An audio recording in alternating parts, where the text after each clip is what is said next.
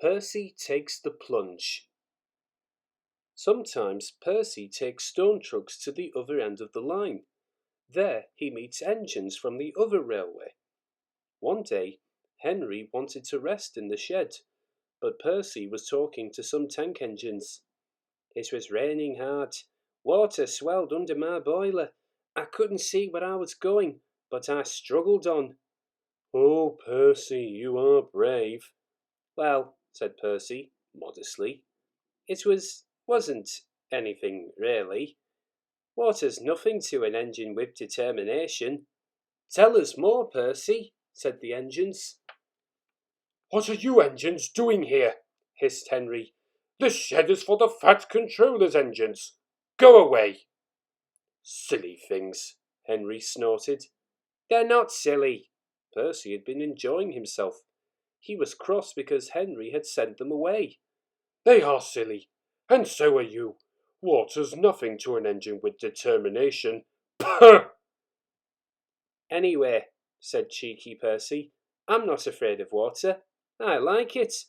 He ran away singing, "Once an engine attached to a train was afraid of a few drops of rain."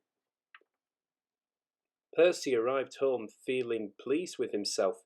"Silly old Henry," he chuckled. Thomas was looking at a board on the quay. It said, "Danger." "We mustn't go past it," he said. "That's orders." "Why?" "Danger means falling down something," said Thomas. "I went past danger once and fell down a mine." Percy looked beyond the board. "I can't see a mine," he said. He didn't know that the foundations of the quay had sunk and that the rails now sloped downwards into the sea. "Stupid board," said Percy. For days and days he tried to sidle past it, but his driver stopped him every time. "No, you don't," he would say. Then Percy made a plan. One day at the top station he whispered to the trucks, "Will you give me a bump when we get to the quay?" The trucks were surprised. They had never been asked to bump an engine before. They giggled and chattered about it the whole way down. "Whoa, Percy, whoa," said his driver, and Percy checked obediently at the distant signal. "Driver doesn't know my plan," he chuckled. On, on," laughed the trucks. Percy thought they were helping. "I'll pretend to stop at the station, but the trucks will push me past the board. Then I'll make them stop. I can do that whenever I like." If Percy hadn't been so conceited, he would have never been so silly. Every wise engine knows that you cannot trust trucks. They reached the station, and Percy's brakes groaned. That was the signal for the trucks.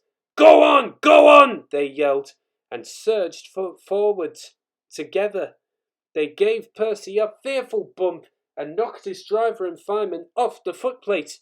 "Ow!" said Percy, sliding past the board. The day was misty, the rails were slippery, his wheels couldn't grip. Percy was frantic. "That's enough!" he hissed. But it was too late. Once on the slope, he tobogganed helplessly down, crashed through the buffers, and slithered into the sea. "You are a very disobedient engine." Percy knew that voice. He groaned. The foreman borrowed a small boat and rowed the Fat Controller round. "Please, sir, get me out, sir. I'm truly sorry, sir." "No, Percy, we cannot do that till high tide. I hope it will teach you to obey orders." "Yes, sir." Percy shivered miserably. He was cold. Fish were playing hide and seek through his wheels. The tide rose higher and higher. He was feeling his position more and more deeply every minute. It was nearly dark when they brought floating cranes, cleared away the trucks, and lifted Percy out. He was too cold and stiff to move by himself, so he was sent to the works next day on Henry's goods train.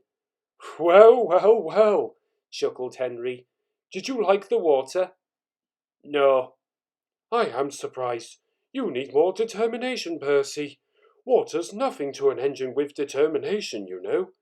Perhaps you will like it better next time. But Percy was quite determined that there won't be a next time.